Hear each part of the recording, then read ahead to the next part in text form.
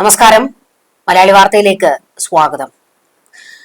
നമ്മൾ അഹമ്മദാബാദിൽ നടന്ന വിമാനാപകടം രാജ്യത്തെ സംബന്ധിച്ചിടത്തോളം നമ്മൾ ഓരോരുത്തരെയും ഓരോ ഇന്ത്യക്കാരെയും സംബന്ധിച്ചിടത്തോളം വലിയ ഒരു ദുരന്ത മുഖത്താണ് നമ്മൾ നിൽക്കുന്നത്. വേദന എല്ലാവർക്കും ഉണ്ട്. കാരണം ആ കുടുംബാംഗങ്ങളുടെയൊക്കെ കരച്ചിലും കണ്ണീരും ഒക്കെ പുറത്തേക്ക് വരുമ്പോൾ ഹൃദയമുള്ള ഏതൊരു മനുഷ്യനും കരഞ്ഞു പോകും.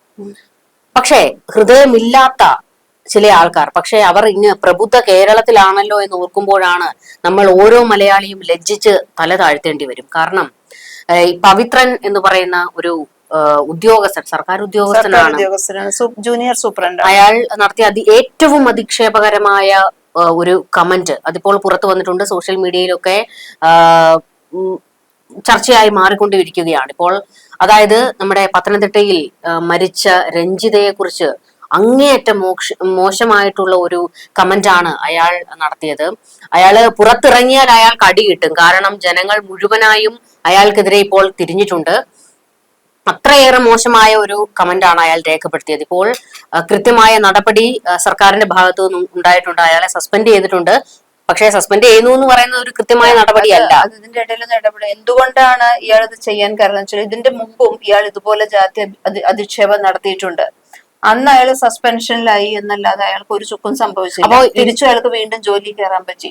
അപ്പൊ ഈ രഞ്ജിതയെ കുറിച്ച് പറഞ്ഞു കഴിഞ്ഞിട്ടും അയാൾ പിറ്റത്തെ ദിവസം ഓഫീസിൽ വന്നത് ഭയങ്കര ആത്മവിശ്വാസത്തിൽ തന്നെയാണ്. ഞാൻ ഇങ്ങനെ ഒരു കമന്റ് ഇട്ടല്ലോ എന്നുള്ള ഒരു ആത്മവിശ്വാസമാണ് അയാളുടെ മുഖത്തുണ്ടായിരുന്നത്. ഒരു വൃത്തികെട്ട സ്വഭാവം. അപ്പോ ഇപ്പോൾ അയാൾക്കെതിരെ ഉയരുന്ന ഒരു ആവശ്യം എത്രയും പെട്ടെന്ന് ഇയാളെ സർവീസിൽ നിന്ന് പുറത്താക്കണമെന്നാണ്. സസ്പെൻഡ് ചെയ്തതിന് പിന്നാലെ തന്നെ ഇപ്പോൾ ഇയാളെ പോലീസ് കസ്റ്റഡിയിൽ എടുത്തിട്ടുണ്ട്. അതായത് ഉടൻ തന്നെ ഇയാളെ പുറത്താക്കണം എന്നുള്ള ആവശ്യവും അതിന്റെ കൂടെ തന്നെ ഉയരുകയാണ്. നമ്മൾ പറയും ഈ കുടുംബം നോക്കുന്നതിന് വേണ്ടിയിട്ട് ലോകത്തിന്റെ പല കോണിലായിട്ട് പോയി കിടക്കുന്ന മലയാളികൾ എത്രയോ പേരുണ്ട്.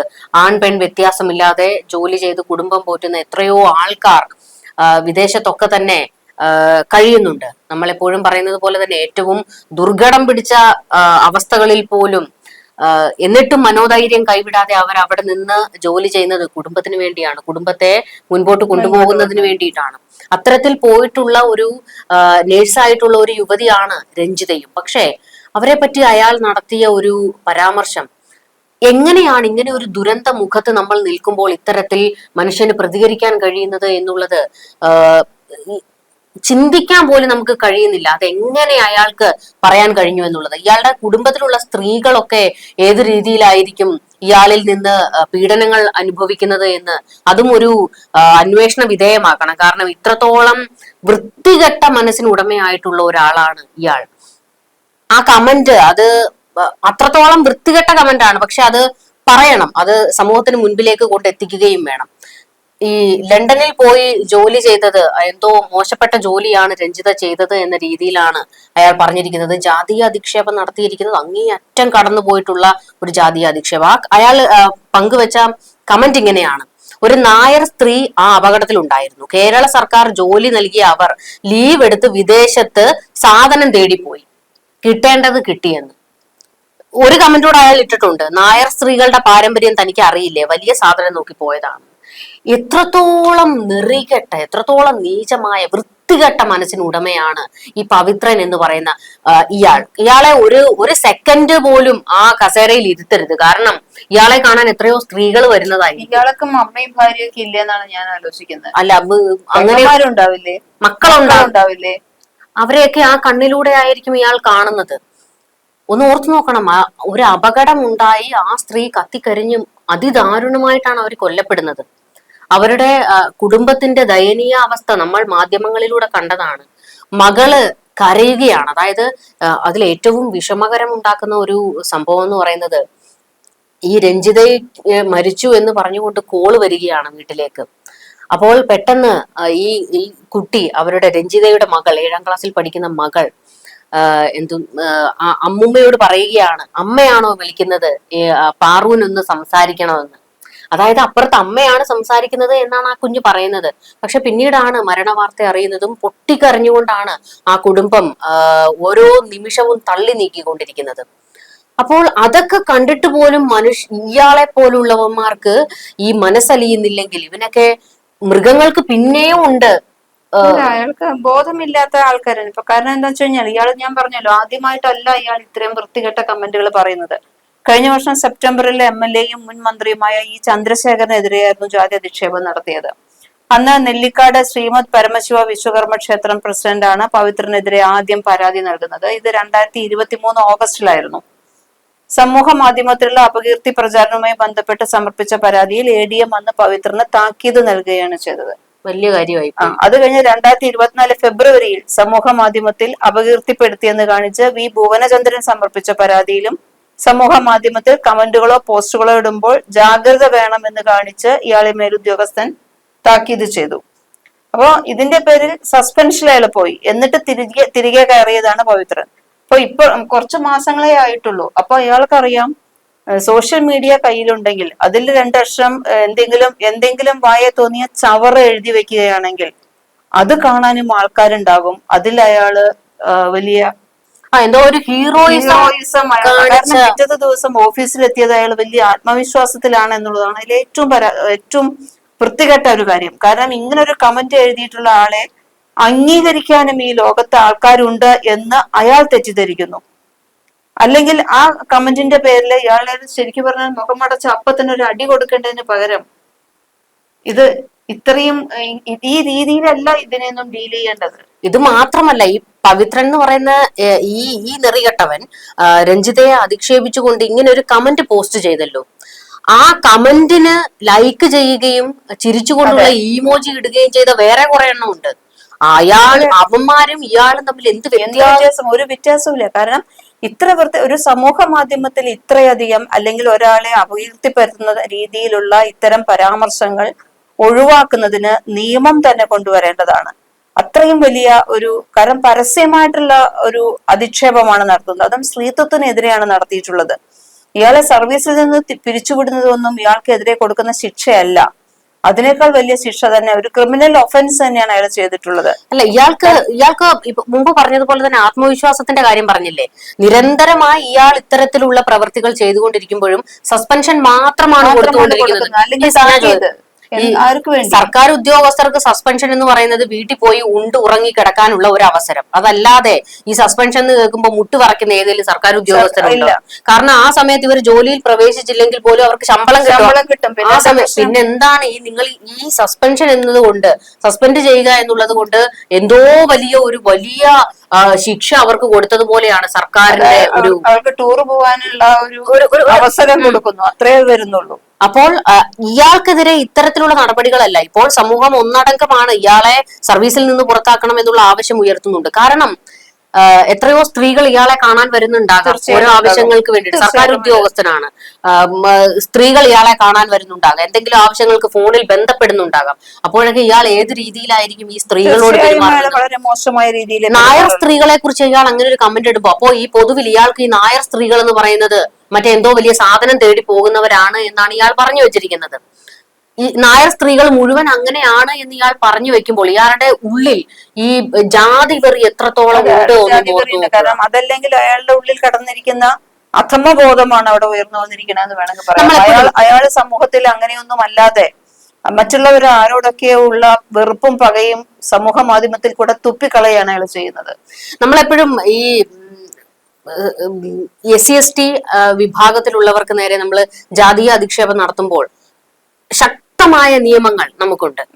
അങ്ങനെ ഒരു ഒഫൻസ് ആരുടെയെങ്കിലും ഭാഗത്ത് നിന്ന് ഉണ്ടായി കഴിഞ്ഞാൽ 8ന്റെ പണിയാണ് കിട്ടുന്നത്. അപ്പോൾ ഈ മറ്റുള്ള ജാതിക്കാര് അവരെയും കൂടെ ഇത്തരത്തിൽ ജാതീയമായി അധിക്ഷേപിക്കുമ്പോൾ ശക്തമായ നിയമങ്ങൾ നമുക്ക് ആവശ്യമാണ്. അല്ലെങ്കിൽ ജാതിയല്ല, സ്ത്രീത്വത്തിനെ അപമാനിച്ചാലും ജാതി അപമാനിച്ചാലും ഇതൊന്നും തന്നെ മറ്റൊരാൾക്ക് നമ്മളെ അപമാനിക്കാനുള്ള ഇതുണ്ട് എന്ന് വെച്ച് കഴിഞ്ഞാൽ ഇയാള് വളരെ നിസ്സാരണക്കാരനായിട്ടുള്ള ഒരാളോ അല്ലെങ്കിൽ വിദ്യാഭ്യാസം ഇല്ലാത്ത ആളോ അല്ല. ജാതിയുടെ കാര്യം വെച്ച് അങ്ങനെ വേർതിരിച്ച് പറയുന്നതല്ല. ഈ പറഞ്ഞതിനകത്തെ പോയിന്റ് എന്താണെന്ന് വെച്ച് കഴിഞ്ഞാൽ മറ്റുള്ളവരെ, അതായത് ഈ SC/ST വിഭാഗത്തിലുള്ള ആൾക്കാരെ പറയാനൊന്നും രണ്ടാമതൊന്നും ആലോചിക്കും. കാരണം പണി കിട്ടുമെന്നറിയാം എന്നുള്ളത് കൊണ്ട്. അങ്ങനെ ജാതീയ അധിക്ഷേപം അത് നമ്മുടെ ഒരാളെയും, അതിപ്പോ കീഴ്ജാതി എന്നോ മേൽജാതി അങ്ങനെ ഒന്നുമില്ല. ആരെ അധിക്ഷേപിച്ചാലും ശക്തമായ നിയമവ്യവസ്ഥകൾ നമുക്കുണ്ടാകണം. അയാളെ അറസ്റ്റ് ചെയ്ത് തൊട്ടടുത്ത നിമിഷം തന്നെ തൂക്കി പുറത്താക്കേണ്ടതാണ്. കാരണം ഇയാള് വെള്ളരിക്കുണ്ട് താലൂക്ക് ഓഫീസിലെ ജൂനിയർ സൂപ്രണ്ട് പദവിയിൽ ഇരിക്കുന്ന ആളാണ്, വിദ്യാഭ്യാസമുള്ള ആളാണെന്നാണ് വെപ്പ്. വിവരം ഒട്ടുമില്ല, വിവേകം അത്രയും ഇല്ലാത്തൊരു മനുഷ്യനാണ്. പക്ഷെ എങ്കിൽ പോലും അയാൾ ഇങ്ങനെയുള്ള ആൾക്കാരാണ് ഇത്രയും വലിയ പദവിയിൽ കേരളത്തിൽ ഇരിക്കുന്നതെന്ന് ആലോചിക്കുമ്പോ എന്തുമാത്രം ഇതുകൊണ്ടാണ് കേരളം നന്നാവാത്തത്. ഇത്തരം ആൾക്കാരുടെ കയ്യിലല്ലേ ഭരണം നിൽക്കുന്നത്. ഇതുകൊണ്ടാണ് ഏറ്റവും വലിയ അപകടം ഉണ്ടാകുന്നത്. ഇങ്ങനത്തെ ആൾക്കാർ ഈ സമൂഹ മാധ്യമത്തില് ഇത്തരം കമന്റ് ഇടുന്നതിനെതിരെ ശക്തമായിട്ടുള്ള എന്തെങ്കിലും നിലപാട് ഗവൺമെന്റ് സ്വീകരിച്ചേ മതിയാവുകയുള്ളൂ. സോഷ്യൽ മീഡിയയിൽ ഇത്തരത്തിലുള്ള അപമാനിക്കുന്ന തരത്തിലുള്ള എത്രയോ സംഭവങ്ങൾ ഇതിനു മുൻപ് നമ്മൾ തന്നെ ചർച്ച ചെയ്തിട്ടുണ്ട്. അപ്പോൾ എന്തും പറയാം എന്നുള്ള ഒരു ലൈസൻസ് ആണ് എല്ലാവർക്കും. ഒന്നും സംഭവിക്കാൻ പോകുന്നില്ല. ഫേസ്ബുക്ക് എന്ന് വെച്ച് കഴിഞ്ഞിട്ടുണ്ടെങ്കിൽ 18 വയസ്സ് കഴിഞ്ഞ ആർക്കും എടുക്കാം, അതിന് വേറെ ഒരു മാനദണ്ഡങ്ങളും ഇല്ല. അപ്പൊ അതിൽ കൂടെ തുപ്പുന്നതെല്ലാം തന്നെ മറ്റുള്ളവർ കാണണം, വായിക്കണം എന്നുള്ള നിലയിലേക്കാണ് ഇത് പോകുന്നത്. ഇത്തരം വൃത്തികെട്ട കമന്റ് കാണാൻ മാത്രമായിട്ടിരിക്കുന്ന മറ്റു കുറെ കൂട്ടങ്ങളുണ്ടെന്നുള്ളത് വേറെ കാര്യം. എന്തായാലും ഇതിനെതിരെയെല്ലാം ശക്തമായ നടപടികൾ സർക്കാർ തന്നെ എടുക്കേണ്ടതുണ്ട്. അല്ലാണ്ട് വെറുതെ ഒരു സസ്പെൻഷൻ എന്നുള്ളതൊന്നും ഇനി അത് കഴിഞ്ഞാൽ അയാൾ വീണ്ടും 2 മാസം കഴിഞ്ഞാൽ വീണ്ടും ഇതേ സീറ്റിൽ വന്നിരിക്കും. ഈ 2 മാസത്തെ ഉണ്ടുറങ്ങിയതിന്റെ തടി കൂടി വെച്ചിട്ടായിരിക്കണം അടുത്ത കമന്റുകൾ അയാൾ വരുന്നത്. അല്ല, ഇയാളെ ഈ സ്ത്രീകളെ ഇത്ര മോശമായിട്ട് ആക്ഷേപിക്കുക, അതും അങ്ങനെയാണെങ്കിൽ ഈ വിദേശത്ത് പോകുന്ന സ്ത്രീകളെല്ലാം ഇത്തരത്തിലുള്ളവരാണ് എന്നല്ലേ ഇങ്ങനെയുള്ള ഒരു കൂട്ടം പറഞ്ഞു വെക്കുന്നത്. ഒരുപക്ഷെ എനിക്ക് തോന്നുന്നത് അയാളുടെ കുടുംബത്തിൽ നിന്ന് ഒരാളും നന്നായി പോയിട്ടുണ്ടായിരിക്കില്ല, അതുകൊണ്ടുള്ള അസൂയയായിരിക്കണം അയാൾ ഇങ്ങനെ പറയുന്നത്. അതിന്റെ ഒപ്പം തന്നെ നമ്മൾ പറയേണ്ട ഒരു കാര്യവും കൂടിയുണ്ട്. ഇയാളുടെ കുടുംബത്തിലുള്ള ഇയാളുടെ ഭാര്യയുടെയും മക്കളുടെ അവസ്ഥ ഒന്ന് ആലോചിച്ച് നോക്കുക. കാരണം ഇയാൾ ഇത്രത്തോളം വൃത്തികെട്ട ഒരു കമന്റ് ഇട്ട് അത് ലോകം മുഴുവൻ കണ്ട് അയാളെ തെറി വിളിക്കുകയും അയാളെ പുറത്ത് കണ്ട തല്ലാൻ കാത്തു നിൽക്കുകയാണ് മലയാളികൾ. അപ്പോൾ അത്തരത്തിൽ ഇയാൾക്കെതിരെ കേസ് വന്നു, ഇപ്പോൾ അറസ്റ്റ് ചെയ്യുന്നു. ഇയാളുടെ ഭാര്യയും മക്കളും ഒക്കെ എങ്ങനെ പുറത്തിറങ്ങി നടക്കും? കാരണം ഇയാളുടെ സ്വഭാവം ഇതായതുകൊണ്ട് അതിന്റെ പ്രതിസന്ധി അയാൾ തീർച്ചയായിട്ടും അയാള് ഇങ്ങനെ പുറത്തെഴുതുന്ന ഒരാള് വീട്ടിലും അവർക്കൊരു സ്ത്രീ സ്വാതന്ത്ര്യമോ അല്ലെങ്കിൽ സ്ത്രീത്വത്തിനെ അയാൾ മാനിക്കുന്ന ഒരാളായിക്കൊള്ളണം എന്ന് പറയാൻ ബുദ്ധിമുട്ടല്ലേ? അപ്പോൾ അവരും ശരിക്കും സഹിച്ചു തന്നെ ആയിരിക്കണം കഴിയുന്നത്. എനിക്കറിയാൻ അവരെ സമൂഹത്തിലും ആ കുടുംബത്തെയും അല്ലെങ്കിൽ ആ മക്കളെയും സമൂഹത്തിൽ എങ്ങനെയായിരിക്കും വിലയിരുത്തപ്പെടുന്നത്? ഇത്രയും മോശമായ ഒരു കമന്റ് പറഞ്ഞതോട് കൂടിയിട്ട് അയാള് പ്രതിസന്ധിയിലാക്കിയിരിക്കുന്നത് രഞ്ജിത എന്ന് പറഞ്ഞതോ അല്ലെങ്കിൽ മറ്റൊരു നായർ സ്ത്രീയോ നായർ സമുദായത്തിനെയോ അല്ല.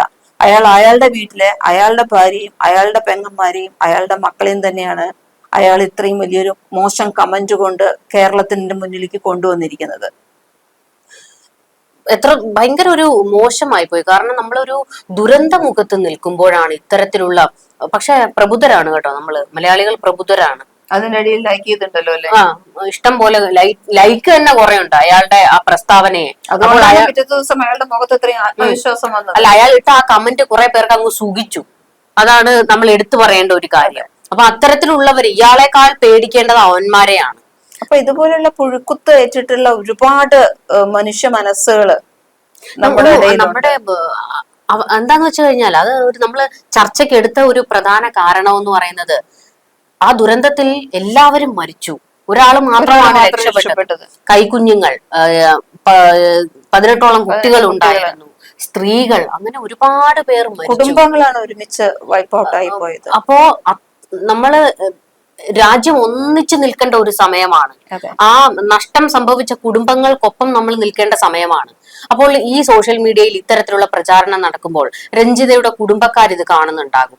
അവരുടെ ഒരു മാനസികാവസ്ഥ ഒന്ന് ആലോചിച്ച് നോക്കുക. മകളെ കുറിച്ച് മരിച്ച മകളെ കുറിച്ച് മോശമായിട്ടുള്ള ഒരു ചർച്ച സോഷ്യൽ മീഡിയയിൽ നടക്കുന്നു. അപ്പോൾ അവരുടെ ആ ഒരു മാനസികാവസ്ഥ ഒന്ന് ആലോചിച്ച് നോക്കണം. ഈ സത്യം പറഞ്ഞു കഴിഞ്ഞാൽ ഇവനെയൊക്കെ നല്ല അടിയാണ് കൊടുക്കേണ്ടത്. ഈ സമൂഹത്തിലോട്ട് അങ്ങ് ഇറക്കി വിടണം.